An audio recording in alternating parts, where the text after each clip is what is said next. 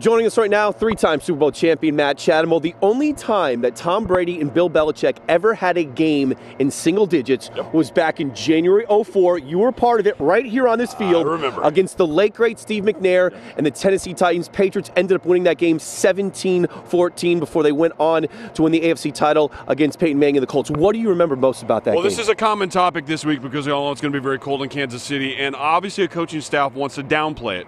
Here's the thing. You still do have to prepare for it. 30 is one thing, 20 is another. Get below 10, you have to take some precautions. Otherwise, you'll be distracted. Let's go through them, folks. There's some stuff here you may not have been aware of.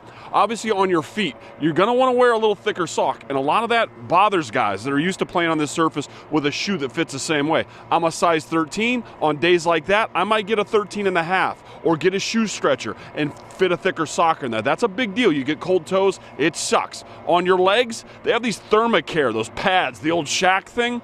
You put the Thermacare on your actual hamstrings, and then you pull your shorts over the top of them, holds them tight, heats your legs. You put a Thermacare pack on your lower back, throw your other stuff over the top of it, keeps you a little warmer. On your chest, the part you want to keep the most warm, you wear the sleeveless mock turtleneck. You double it up. You wear two of them. They're made of neoprene. They're pretty thick. But all this stuff is hidden from view. Fans at the stands, you're not going to see this stuff. The next thing's your hands. You'll notice guys still wear their gloves.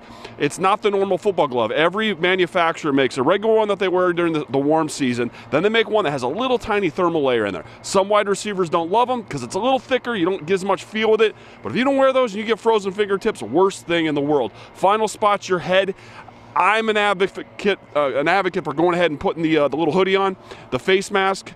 It's debatable. Some guys do, some guys don't. But you want to cover your neck, you want to cover your head, cover all those other spots. Got to do it. Well, not only the Patriots are playing in this cold weather, the Kansas City Chiefs will as well. And their head coach, Andy Reid, talked about what it's going to be like for them on Sunday. Yeah, it'll be a little chilly, and that's okay. I mean, we're at that time of the year, and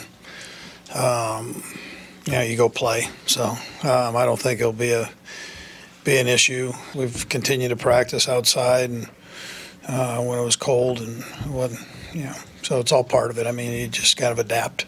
Well, the Patriots are going to be facing first-year starting quarterback Pat Mahomes, MVP candidate. Coldest game, being from Texas, he's ever played in was back in November against the Baltimore Ravens. Now, I want to go back to the '04 season because this reminds me a lot of that. Then a rookie quarterback in his first year starting, Ben Roethlisberger. You guys go down to Pittsburgh, Heinz Field. You were underdogs. You go down there and you frustrate Ben Roethlisberger. You picked him off 3 times. You beat the Steelers. This reminds me a little bit of that for Sunday. Yeah, so one thing that Mahomes has going for him now that I would put separate than a week ago, right? We talked about sort of the warm weather guy coming to the cold weather place. He gets the benefit of working and practicing there for these weeks, so it's sort of a crescendo for him. It works through the pretty cold stuff, so even if it's a few degrees different, there will be ball handling issues. I think that's something to look into. You mentioned the 3 picks. That, I think, comes from less on the weather and more just on the inexperience when a pocket breaks down of trying to force something in there. And that's really what we've seen a lot of Mahomes. He's been tremendous. I mean, he's the far and away leader in this MVP race. It's one of the least close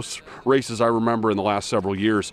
But that said, he has a lot of pickable balls out there that don't get picked. You look back to this Colts game, I believe I'd counted 4 or 5 times where they have a hand on the ball, get a nice PBU, get a breakup, but don't necessarily get the interception. So I think he's a risk taker, and the one thing that risk taking matters in this sort of context is that the ball's going to be a little hard and slick, right? And if you want to do the funny arm angle stuff and all the goofy stuff, that's a little harder when that thing is an absolute bowling ball. So usually those are the moments where you see the quarterback hold it high out their ear, release it with sort of the normal mechanics. You start getting cute with that thing and it's frozen and you don't have the extra grip, that could be a problem. Yeah, and the one thing about Patrick Mahomes, he's never faced adversity, especially going against Bill Belichick and Tom Brady for the right to go to the Super Bowl on Sunday.